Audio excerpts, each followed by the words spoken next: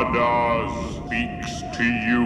The gun is good. The penis is evil. 1974's ZARDOZ is one of the most pretentious, enigmatic, and bizarre films ever made. It's not necessarily a bad movie, but it's definitely not good. It kind of exists outside good and bad. Hippie sight gags, LSD-infused art direction, and crystals. So many crystals. When you can see into this crystal, then you will be ready. A mustachioed Sean Connery spends most of the movie running around in a red diaper, except for when he occasionally wears a wedding dress. Kiss the bride! And of course, there's a giant floating stone head that spews out machine guns from its mouth.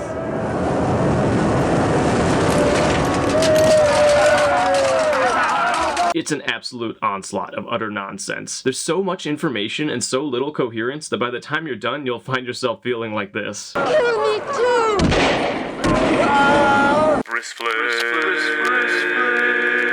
What up, nerds? I'm Alex Brisson. Welcome to Brisflix, a show where I go out of my way to watch a movie that everyone says sucks, and then I go, would you believe it? This movie sucks! The first time I watched ZARDOZ, I thought it was just a pretentious, convoluted, nonsensical mess. But the second time I watched it, I realized there was in fact a fully coherent plot, which made me second guess my original judgment of it. I thought, is this movie actually just a misunderstood masterpiece?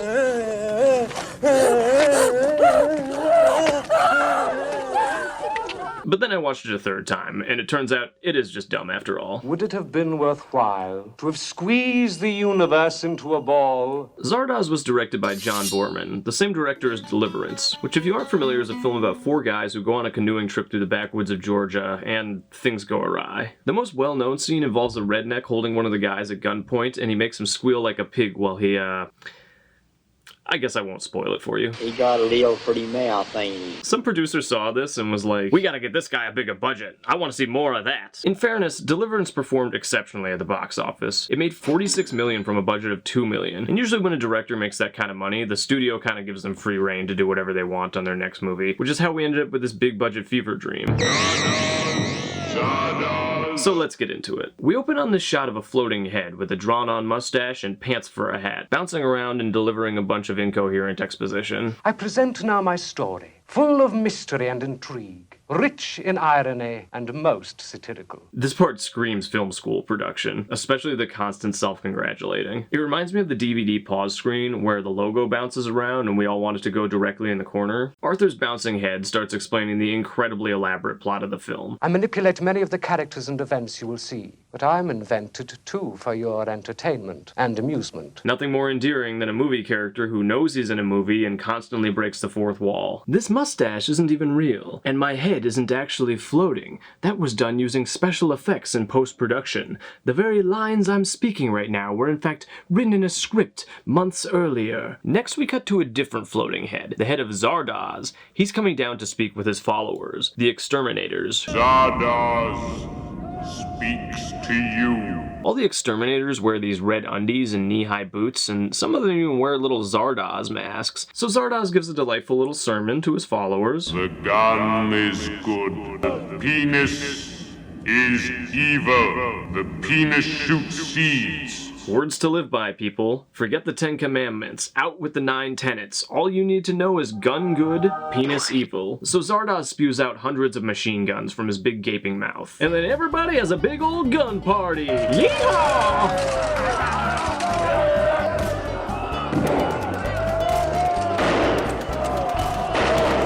Apparently the film is set in modern-day Texas. That's a joke, it's actually set in Ireland. Sorry, Texas, you're an easy target. But in the midst of all this chaos, we spot a familiar face. The name's Connery. Sean Connery. Connery had been doing primarily James Bond films up to this point, and he'd gotten pretty sick of it. So ZARDOZ was a chance for him to reinvent himself. So it's pretty funny that the very first thing we see him doing is shoot his gun directly into the camera, something we'd see him do in every James Bond film. Next we go inside the ZARDOZ head, where Zed, that's Sean Connery's name, has snuck aboard. He looks around, but there's nothing to see but a bunch of naked people inside plastic bags, and those are everywhere in this film, so not really worth a second glance. But then Zed spots Arthur Frayne. You remember the floating head guy from the beginning of the movie? He's the pilot of ZARDOZ. So Zed does exactly what we all wanted to do. He immediately shoots Arthur. Without me, you are nothing. And then Arthur just floats away. Zed has this look on his face like, I may have made a mistake. How the hell do I land this thing? Thankfully, the flying head seems to be on autopilot, and it lands in this little tiny Irish village, better known as the Vortex. Zed wanders through the village for the next 10 minutes. He looks around Arthur Frayn's house. Surprise! It's another metaphor.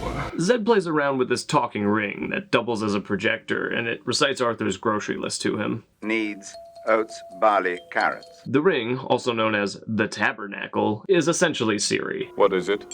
Flour. For what? Decorative. He sees some buildings and some people weirdly standing in a tree and a naked woman on a horse. The usual. Finally, he runs across May, and he tries to shoot her, but she widens her eyes at him and he drops his gun. Come on now, she's not that pale. So she takes him to this theater of the mind place where they can watch all his memories on the big screen. ZARDOZ 312. 25 brutals exterminated. There's a lot going on in this frame. Somehow Connery lying on a slab in a red Speedo is the least crazy thing we're seeing. The glass walls are covered in twisted up naked people, and the actual footage being shown on the screen displaying Zed's memories are, well, it's too graphic for me to either show or describe here. But at least Zed isn't making anybody squeal like a pig. Show us more of your work. Alright, this one's called From Russia with Love, and I play a spy. And this one's called Dragonheart, and I play a dragon. ZARDOZ made us grow wheat. Basically, these people in the Vortex, the Eternals, rely on these people from the Outlands, the Brutals, to make their food for them. But they don't really know how the sausage is made. I've always voted against forced farming. You eat the bread. I'm so glad that we don't live in a society like this. I'm glad I can live comfortably knowing that my phone and the shoes on my feet weren't created through slave labor, right? Right? So next they decide to investigate what the hell happened to Arthur. Is Arthur Frayn's memory transmission still functioning? Replay his last memory moments. Kind of takes all the fun out of a murder investigation when you can just watch the final memories of the deceased party. No. Play back the preceding images so we can discover how he suffered this fall. It is permitted only to show the accident.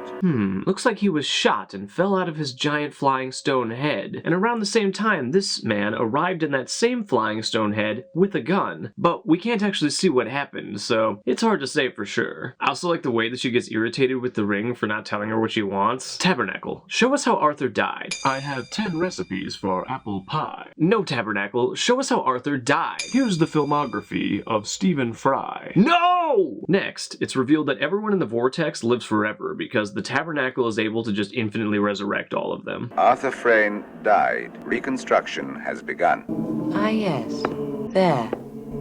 So I guess all these naked people on the walls are currently in the process of being resurrected. Any chance we can intercede on Arthur's regrowth and maybe convince him to make some better decisions with his facial hair this time around? So Consuela suggests that they just kill Zed, but May is opposed. Kill it, May. No. Talk about an exposition dump. And if you happen to tune out for this 5-minute section or get briefly distracted by the naked people pressed up against the glass, then you're going to spend the entire rest of the film being extremely confused. Then again, if you pay close attention to this scene and discern every single line of dialogue, you're probably still going to spend the rest of the movie pretty f***ing confused. Next they have Zed play his memories of murdering people on the big screen for the rest of the village as entertainment. Terribly exciting. But the suffering.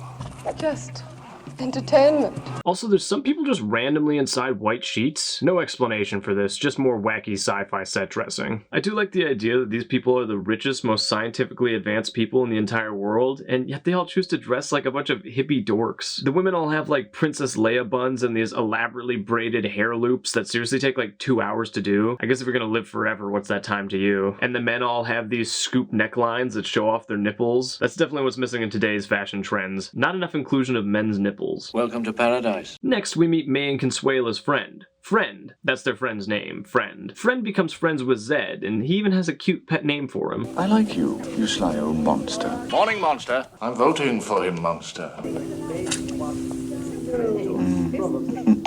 So the people of the Vortex take a vote on whether they want to kill Zed or keep him around to experiment on him. Let's keep it. They all vote telepathically. I guess everyone in the Vortex has a sort of crystal-based telepathy. They can even kill somebody just by making eye contact. Ever hear the expression, if looks could kill? Well, here they can. Then I guess I'll just keep staring at everyone's nipples instead. Ultimately, they decide to let Zed live for 3 more weeks. Friend gives him a job in the sculpture house moving stuff around. Gods, goddesses, kings and queens. But they're all dead. Died of boredom. I know how they felt. It is fitting, since the director's name is Boreman. So Friend tells Zed that they have no police or prisons here. Instead, they enact criminal justice by aging people. He'll get 6 months at least. Prison. Aging. Yeah, so they have the power to psychically make people older here. So all the oldest people in the society are also all the worst people. They call them renegades. So Friend gives Zed a tour of the old folks amusement park. Welcome to Geezerland! It's essentially just an old folks home. We provide them with food, but they are shunned. They're malicious and vicious, so in and out fast. Again, nothing like our society. This movie wants to make commentary on literally every single part of life and society, but I'm gonna warn you right now, it doesn't all come together to form a cohesive thesis at the end. Next, Zed meets the apathetics. They're a bunch of people who just stand around and do nothing all day. Didn't ZARDOZ tell you about the apathetics? Anyone who's made it this far into this movie will inevitably find themselves identifying with the apathetics, just staring vacantly, completely indifferent to your own existence. And now it's time for a scene about boners. Penic erection was one of the many unsolved evolutionary mysteries surrounding sexuality. That's right. Nobody in the Vortex is able to get a boner. For all their scientific advances, nobody has invented Viagra yet. Nobody could quite determine how this becomes this. No wonder everyone's becoming apathetic. But Zed is the exception to this. He can get a boner whenever he wants. I can go from flaccid to erect in a moment's notice. Flaccid, erect. Flaccid, erect. So the Eternals are hoping that if they can study how Zed gets his boners, maybe they can get their own working again too. This experiment will measure autoerotic stimulation of the cortex, leading to erection. Play. So they play a bunch of porn for Zed to try and get him off. First it's a bunch of wet, sudsy boobs being squished together. Tracer indicates that this image is not erotically stimulating to the brutal. I'm really more of an ash man myself. Next they show him a video of 2 naked women mud wrestling in slow motion. This doesn't seem to affect him either. You wouldn't happen to have any hentai on this thing, would you? Everyone in the room is just staring at his like, nothing's happening. Will anything give this man an erection? What could possibly stimulate this man's penis?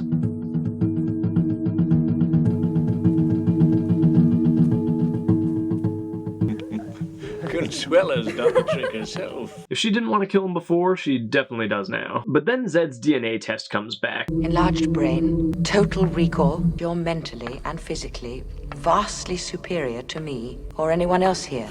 Stroke his ego a little more, why don't you? You've also got the best hand-eye coordination, the best singing voice, and of course, the best mustache. So May decides that what makes the most sense would be to have Zed sleep with and impregnate every single woman in the Vortex in order to breed a generation of superhumans. Your breeding potential. Breeding? I'm sure that's not just an excuse to sleep with the only man you've met in 200 years capable of getting an erection. Well, I guess if it's for science. Really glad I stopped doing those tasteless, crass James Bond films so I could participate in a meaningful, enlightened art film like this one. But May ultimately decides that in spite of this newfound knowledge, she's still good to send Zed to just go back to work as a waiter. Potatoes. But then there's an argument, because Friend is supposed to serve them all dinner, but he's having Zed do it for him. We have eternal life, and yet we sentence ourselves to all this drudgery. So Consuela insists that they kill Zed, which incites a bunch of terrible performances from the extras. Destroy it. No! No! They kind of remind me of The Sims, the way that they're like robotically overacting but not saying any discernible English words. Samsomag. And then this happens. The monster is a mirror. Meditate on this at 2nd level. Apparently their psychic powers are transmitted through spirit fingers. This movie is a mirror. It reflects your own boredom back at you. But Friend attempts to resist the spirit fingers. I will not go to 2nd level. No! No! No! Could this be any sillier? This is exactly the way my actor friends peer pressure me. Come to my show this Thursday. Tickets are $40.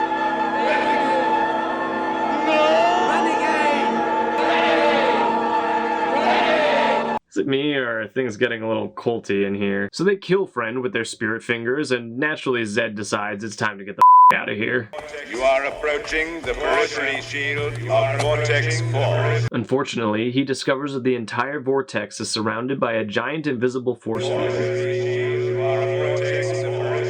Caution, you are approaching the periphery shield. I like to imagine this is Connery trying to escape from the film. Please let me out! I didn't know what I was signing up for! The director was critically acclaimed! So Zed goes back to Geezerland to find Friend. I seek friend. Friend. But when he finds him, Friend isn't very happy to see him. This creature from the outside world. Huh? This man has the gift of death. Death? I like the extra who's just like, what? Huh? I can't hear you! You're gonna have to speak up, Sonny! Did you say this man has the gift of bread? So all these ancient farts try to kill Zed with their bare hands, which goes about how you would expect. Get him!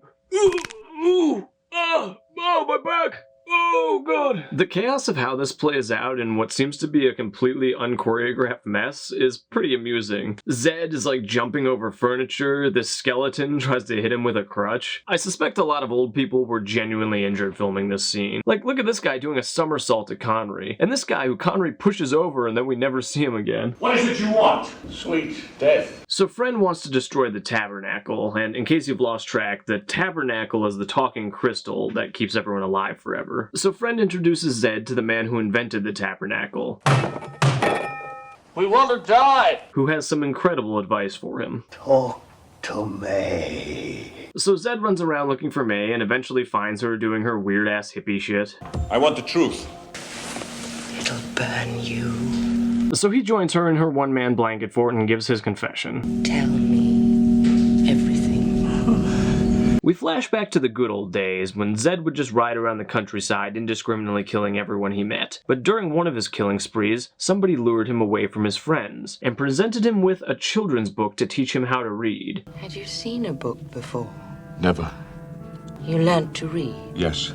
And just like that, Zed became an introvert. He started making up excuses to not go hang out with his other murderer friends, like saying that he felt sick even though he felt fine. Soon, Zed started reading everything. Science books, history books, To Kill a Mockingbird, Harry Potter, but he only felt the need to read the Harry Potter series once, not over and over and over again like some of you weirdos. But then one day he happened upon a book that changed everything. Now you might want to sit down for this next part, because what I am about to reveal might just be the most mind-blowing Shyamalan-esque twist in any film in cinematic history. What is the book? The Wizard of Oz. ZARDOZ. You're telling me ZARDOZ was just a big Wizard of Oz reference this entire time? Gotta admit, I didn't see it coming. Zed is like, there's one character in particular from the book who really caught my attention. The Cowardly Lion, because ZARDOZ had been lying to us this entire time. But when Zed wakes up from his memory, he's all snuggled up to the now topless May. When did that happen? But then Consuela comes over and hands down some hardcore judgment on both of them. And then Consuela and Zed play tug of war with a sheet, which somehow results in Zed going blind. He can't see. He's blind. He's out of control. There's never an explanation for anything in this movie. Like, I assume his sudden blindness was brought on by Consuela's psychic powers, but they really don't tell you. They're just like, he's blind now. So naturally, Zed is like, time to run around the room with my arms outstretched and spin in circles. He could see when he came in here. He should know that this room is full of like weird spinning thread thingies. At very least, he should be able to feel that he's getting tangled up in them right now. I thought this guy was supposed to be a super genius. So next, the chick who led the meditation earlier cures Zed's blindness with some leaves. I've seen men. An old crippled woman in a wet ditch. Just a random thing he says. I really can't express how much just random shit there is in this film. I know it seems like because you're kind of seeing it out of context that maybe it seems more random than it is, but I want you to know that in context it is equally nonsensical. Just what? Anyway, she gives Zed some magic leaves for later. Eat this when the need arises. Great, I'll just tuck this into my Speedo until I need it. Fair warning, from this point on, things are going to be shitballs crazy cuckoo bonkers town. And I know you're thinking things have been off the rails for a while now, but, well, you'll see what I mean. So we suddenly cut to reveal that Zed is now inside a supposedly indestructible plastic bag full of trees, and all the members of the Vortex are trying to kill him. It's indestructible! No! How did we get here, and why is this happening? Who the knows? But to everyone's astonishment, Zed managed to break out of this indestructible plastic bag, and he scurries away. Then he slides down a hill in his diaper, which I'm sure resulted in a mean grass wedgie. The Eternals start burning down the town in an effort to smoke out Zed, so he hides with the apathetics when something amazing happens. They all start kissing Zed and kissing each other and moaning. This is kind of what it was like to party with the theater kids in high school. Like I said, things are just off the rails now. This next cut really demonstrates how we just go from one thing to another with zero context. Watch this. One moment, Zed is hiding behind this rock while the Eternals are looking for him. Then suddenly it's nighttime and he's crawling through a field away from the old people? Like, what happened? How did he end up here? Also, one of the old people inexplicably looks like this. What the hell was that? That's not an old person. That was like, what am I even looking at? It's like one of the old people just has a giant slimy foam head? It's just absurdity for the sake of absurdity at this point. But it doesn't stop there. Next, the Renegades have Zed wear a wedding dress in order to hide him from the Eternals. Kiss the bride! Kiss the bride!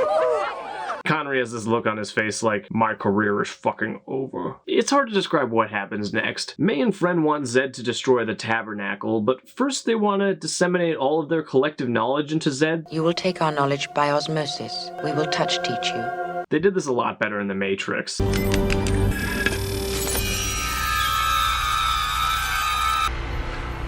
I know Kung Fu. And it goes on forever. Like, it's 2.5 minutes of this shit, which doesn't sound that long, but we get the idea in the first, 20 seconds or so it feels interminable. He finally finishes learning everything, and then this chick shows him a crystal. When you can see into this crystal, then you will be ready. You will see lines running into the future.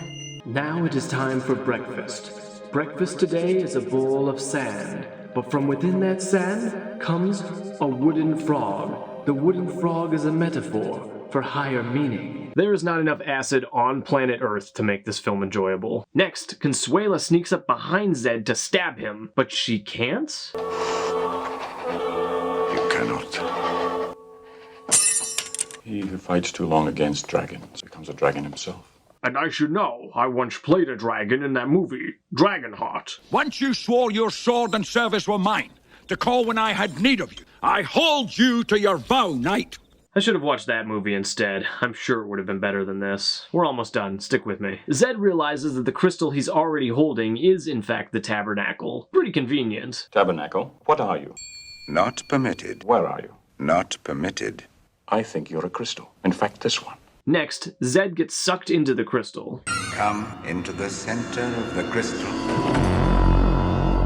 And then it's just several more minutes of avant-garde bullshit where you can't tell what's happening. But eventually, Zed manages to, shoot the tabernacle, I guess. You have destroyed us. We are gone. I'm not buying it. You have killed me. I am dead now. Totally and completely dead. Although you still hear me talking at this moment, I am for sure totally dead. Then Zed shoots himself on accident, I guess? I'm not totally sure. In spite of the location, the events taking place are not crystal clear. I'm sorry, I couldn't resist. Zed wakes up and he now randomly has the power to create a force field. Stay close to me, inside my aura. It seems dumb to question anything in this film anymore, so I'll just accept it. Zed makes force fields now. He can also reverse time, because why the hell not? What next? The voice of the turtle is heard in the land. So finally, everyone can die now, starting with the old man who invented the vortex.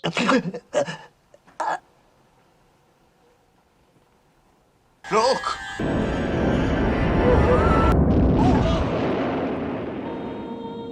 And Zed sends all his pals to go live out in the Outlands. You know, where his red diaper-wearing buddies murder everyone they see. And he gives them all high fives on their way out. Good game, good game, good game. And the Eternals are all stoked to finally have the opportunity to die. Now we can say yes to death. And just as they're all begging Zed to kill them, the Exterminators show up. Kill me too! The Exterminators are like, something seems off about this. Usually people don't like it when we kill them. But I guess I'm glad we're all on the same page for once. So the Exterminators kill basically everybody, and they all die happily ever after. It was all a joke. Except Zed and Consuela. They run off and start a new life together, living inside the giant crashed ZARDOZ head, where they have a kid and grow old together.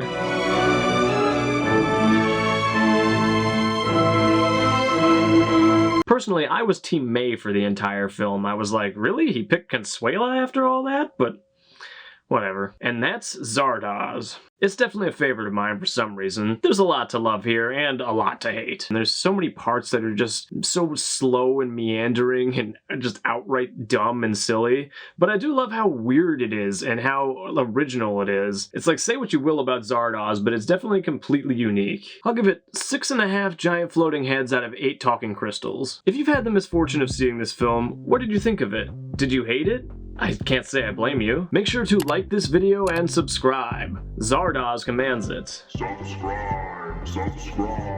What movie should I watch next? Maybe another Connery film like Time Bandits, or another weird 70s sci-fi film like Logan's Run, or maybe something else entirely? Let me know in the comments below. Thanks for watching, I'll see you next time.